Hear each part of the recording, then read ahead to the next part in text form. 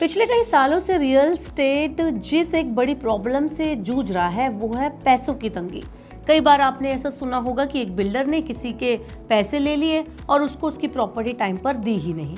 जानकारों की माने तो ऐसा होने का मेन कारण ये था कि फंडिंग नहीं है, यानी कि फंडिंग की दिक्कत। दरअसल ज्यादातर जो बिल्डर्स होते हैं वो घर डिलीवर करना चाहते हैं, लेकिन पैसा ना होने की वजह से कर नहीं पाते। अब आरबीआई कुछ ऐसा करने जा रही है जिससे रियल एस्टेट सेक्टर में जो फंडिंग की प्रॉब्लम है वो खत्म हो जाएगी और इस सेक्टर में एक बड़ा बूम देखने को मिल सकता है। और क्या सबसे बड़ी बात, इससे आपके और हमारे जैसे छोटे बायर्स को कोई बड़ी राहत मिल पाएगी या नहीं, ये सब कुछ हम इस वीडियो में बात करेंगे। साथ ही बताएंगे कि क्या हमें घर खरीदने में एक बड़ी छूट देखने को मिलेगी या नहीं। क्या है पूरा मामला, चलिए इस वीडियो में जानते हैं। तो ये वीडियो एंड तक देखना ना भूलें। Hello and welcome to money 9, मैं हूँ मीनू शर्मा। दरअसल बात यह है कि आरबीआई ने रियल एस्टेट सेक्टर में ईसीबी यानी कि एक्सटर्नल कमर्शियल बोरोइंग को मंजूरी दे दी है, जिसे 1997 की एशियन क्राइसिस के बाद रोक दिया गया था। अब आपके दिमाग में दो सवाल आ रहे होंगे। पहला तो है कि ये ईसीबी होता क्या है, और दूसरा सवाल है कि 97 की एशियन क्राइसिस क्या है। तो सबसे पहले समझते हैं कि ईसीबी क्या होता है। तो भारत की कोई कंपनी विदेशी बैंकों, निवेशकों या संस्थानों से लोन लेती है तो उसे ईसीबी यानी एक्सटर्नल कमर्शियल बोरोइंग कहते हैं। और अब अगर 97 की एशियन क्राइसिस की बात करें तो 97 में कई एशियन इकोनॉमीज तेजी से बढ़ रही थी, लगातार बिल्डिंग बन रही थी, इंफ्रा डेवलप हो रहा था, पर इसका लगभग सारा पैसा विदेशों से आ रहा था। ऐसे में जहां पर प्रॉपर्टी के दाम एक लिमिट से ज़्यादा बढ़ गए, वहीं पर फॉरेन इन्वेस्टर्स ने पैसा निकालना शुरू कर दिया।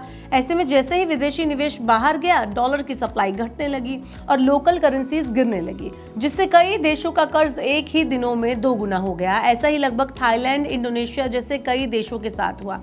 इसी के बाद आरबीआई ने रियल एस्टेट सेक्टर में सारी ईसीबी को बैन कर दिया। लेकिन अब आरबीआई ने अपने पुराने ऑर्डर को चेंज करते हुए जो एक्सटर्नल कमर्शियल बोरोइंग था उसे रियल एस्टेट सेक्टर में फिर से अलाउ करने का जो प्लान है वो बनाया है, इस पर विचार किया है। दरअसल बात यह है कि देश में अगर किसी भी सेक्टर में कोई प्रोजेक्ट एफडीआई यानी फॉरेन डायरेक्ट इन्वेस्टमेंट ले सकता है तो वो ईसीबी भी ले सकता है, लेकिन रियल एस्टेट सेक्टर ही इसमें एक एक्सेप्शन था जिसमें ईसीबी अलाउड नहीं था। लेकिन अब आरबीआई ने अपनी नई ड्राफ्ट पॉलिसी में ऐसे संकेत दिया है कि जल्द इसमें भी विदेशी कर्ज को हरी झंडी मिल सकती है। लेकिन आपको बता दूं कि ऐसा नहीं था कि देश के पूरे रियल एस्टेट सेक्टर में ही ईसीबी पर पाबंदी थी। अभी तक ये विदेशी लोन सिर्फ बड़े बड़े प्रोजेक्ट जैसे इंडस्ट्रियल पार्क, एसईजेड या फिर इंटीग्रेटेड टाउनशिप के कंस्ट्रक्शन के लिए ही लिए जा सकते थे। लेकिन अब बिल्डर्स को कमर्शियल प्रोजेक्ट या छोटे हाउसिंग को भी इस राहत का फायदा मिल सकेगा। इससे देश के बिल्डर्स के पास जो फंड का क्राइसिस था वो खत्म हो सकता है, यानी अब बिल्डरों को सस्ते दरों पर और बड़ी ही आसानी से फंडिंग मिल सकती है, जिसका कहीं ना कहीं सीधा फायदा होम बायर्स को भी मिलेगा और उनके सपनों का घर अब और भी सस्ता हो जाएगा। आइए अब ये समझते हैं और जानने की कोशिश करते हैं कि आरबीआई ने अचानक से ये कदम क्यों उठाया। आखिर अब आरबीआई को एशियन फाइनेंशियल क्राइसिस जैसी किसी खतरे का डर क्यों सता रहा है? तो दरअसल आरबीआई के इस फैसले के पीछे कई वजहें हैं। पहली वजह यह है कि रेरा और आरईआईटीज जैसे कानून आने के बाद जो सेक्टर हाईली अनऑर्गेनाइज्ड और कैश ड्रिवन था वो भी अब ऑर्गेनाइज्ड और ट्रांसपेरेंट बन रहा है। ऐसे में पहले जो डर था कि वो पैसे सही जगह पर लग रहे हैं या नहीं, वो अब कम हो गया है।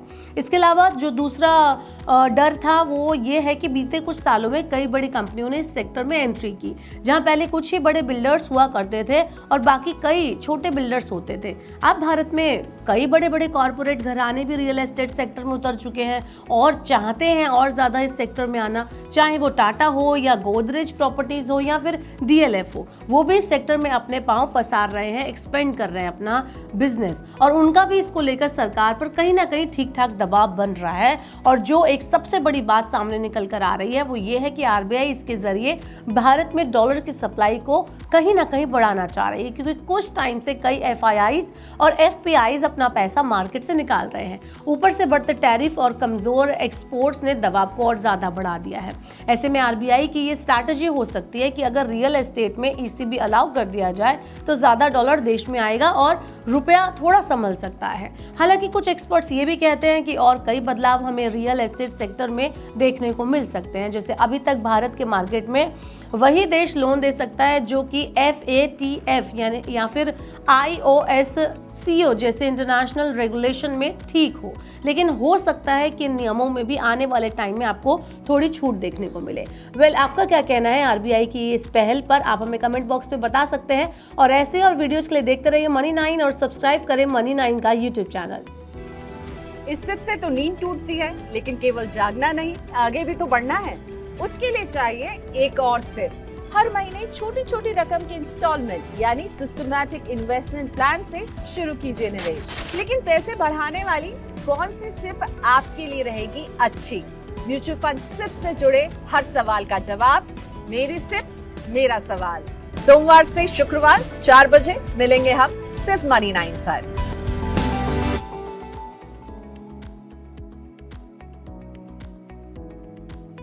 Money9 लाया है मेंबरशिप प्रोग्राम Money9 प्राइम। अब आपके दिमाग में कई सारे सवाल होंगे, मसलन आखिर क्या है ये Money9 प्राइम, आपके लिए यानी दर्शकों के लिए इसके क्या फ़ायदे हैं, और एक बड़ा सवाल ये कि Money9 प्राइम से आखिर जुड़ना कैसे है। तो इसकी पूरी जानकारी हम आपको देने जा रहे हैं।